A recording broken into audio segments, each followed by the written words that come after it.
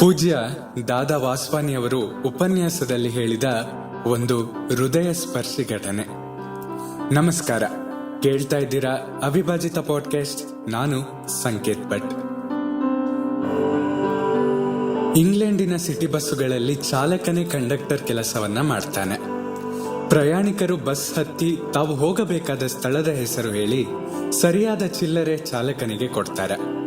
ಆತ ಪಕ್ಕದಲ್ಲೇ ಇರುವ ಪುಟ್ಟ ಯಂತ್ರದಿಂದ ಟಿಕೆಟ್ ಅನ್ನ ಮುದ್ರಿಸಿ ಕೊಡ್ತಾನೆ. ಒಮ್ಮೆ ಬಸ್ ನಿಲ್ದಾಣದಲ್ಲಿ ಬಹಳ ಜನ ಬಸ್ಸಿಗೆ ಕಾಯ್ತಾ ಇದ್ರು. ಬಸ್ ಬಂತು. ಪ್ರಯಾಣಿಕರು ಸಾಲಿನಲ್ಲಿ ಬಸ್ ಹತ್ತಿ ಚಾಲಕನಿಗೆ ಸೂಕ್ತ ಚಿಲ್ಲರೆಯನ್ನ ಕೊಟ್ಟು ಟಿಕೆಟ್ ಪಡೆದು ಸರಸರನೆ ಬಸ್ ಒಳಗೆ ಹೋಗ್ತಾ ಇದ್ರು. ಸಾಲಿನಲ್ಲಿದ್ದ ಒಬ್ಬ ವಯಸ್ಸಾದ ಸರ್ದಾರ್ಜಿಯು ಬಸ್ ಹತ್ತಿದ್ರು.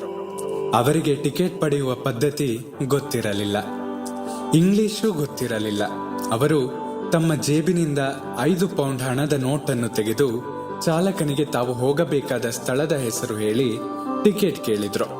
ದಯವಿಟ್ಟು ಸರಿಯಾಗಿ ಚಿಲ್ಲರೆ ಕೊಡಿ ಎಂದು ಕೇಳಿದ. ಅವನ ಮಾತು ಸರ್ದಾರ್ಜಿಗೆ ಅರ್ಥವಾಗಲಿಲ್ಲ. ಅವರು ತಾವು ಹೋಗಬೇಕಾದ ಸ್ಥಳದ ಹೆಸರನ್ನು ಮತ್ತೊಮ್ಮೆ ಹೇಳಿ ನೋಟನ್ನು ಮುಂದೆ ಚಾಚಿದರು. ಸ್ವಲ್ಪ ತಾಳ್ಮೆ ಕಳೆದುಕೊಂಡ ಚಾಲಕ ದಯವಿಟ್ಟು ಸರಿಯಾದ ಚಿಲ್ಲರೆ ಕೊಡಿ ಎಂದು ಗಟ್ಟಿ ದನಿಯಲ್ಲಿ ಹೇಳಿದ. ಸರ್ದಾರ್ಜಿ ಹರಕು ಇಂಗ್ಲಿಷಿನಲ್ಲಿ ಏನೋ ಹೇಳಲೆತ್ನಿಸಿದರು. ಸರ್ದಾರ್ಜಿಯ ಹಿಂದೆ ಸಾಲಿನಲ್ಲಿ ನಿಂತಿದ್ದ ಪ್ರಯಾಣಿಕರು ಬೇಗ ಬೇಗ ಮುಂದಕ್ಕೆ ಹೋಗಿ ಎಂದು ಕಿರಿಚಿದ್ರು. ಒಂದಿಬ್ಬರು ಸರ್ದಾರ್ಜಿಯನ್ನು ಪಕ್ಕಕ್ಕೆ ತಳ್ಳಿ ತಮ್ಮ ಟಿಕೆಟ್ ಪಡೆದು ಬಸ್ಸಿನಲ್ಲಿ ಹೋಗಿ ಕುಳಿತರು. ಉಳಿದವರು ಸರ್ದಾರ್ಜಿಯ ಮೇಲೆ, ಚಾಲಕನ ಮೇಲೆ ರೇಗಿದ್ರು.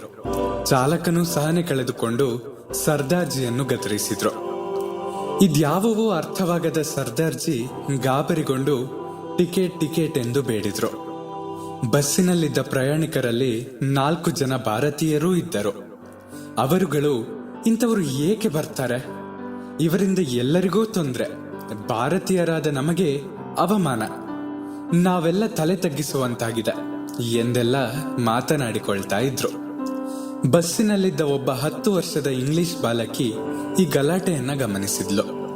ತನ್ನ ಸ್ಥಳದಿಂದ ಎದ್ದು ಬಂದು ಮುಗುಳ್ನಗೆಯೊಂದಿಗೆ ಮೆಲುದನಿಯಲ್ಲಿ ಸರ್ದಾರ್ಜಿಯನ್ನು ಮಾತನಾಡಿಸಿದ್ಲು. ಸರ್ದಾರ್ಜಿಯ ಬಳಿ ಬರೀ 5 ಪೌಂಡ್ ನೋಟ್ ಮಾತ್ರವಿದೆ ಎಂದು ತಿಳಿಯಿತು.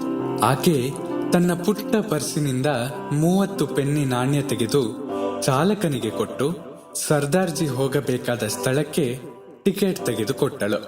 ಆತನನ್ನ ಬಸ್ಸೊಳಗೆ ಕರೆದುಕೊಂಡು ಹೋಗಿ ಕೂರಿಸಿದಳು. ಆತ ಇಳಿಯಬೇಕಾದ ಸ್ಥಳ ಬಂದಾಗ ಇಳಿಯಲು ಸಹಾಯ ಮಾಡಿದಳು. ಆಗ ಚಾಲಕ ಬಾಲಕಿಯನ್ನು, ಅವರು ನಿಮ್ಮ ಪರಿಚಯದವರೇ, ಏಕೆ ಸಹಾಯ ಮಾಡಿದ್ರಿ ಎಂದು ಕೇಳಿದಾಗ ಆಕೆ, ಅವರು ಹೊಸೊಬ್ಬರು, ಭಾಷೆ ಗೊತ್ತಿಲ್ಲದವರು, ನಮ್ಮ ದೇಶಕ್ಕೆ ಬಂದಿರುವ ಅತಿಥಿ.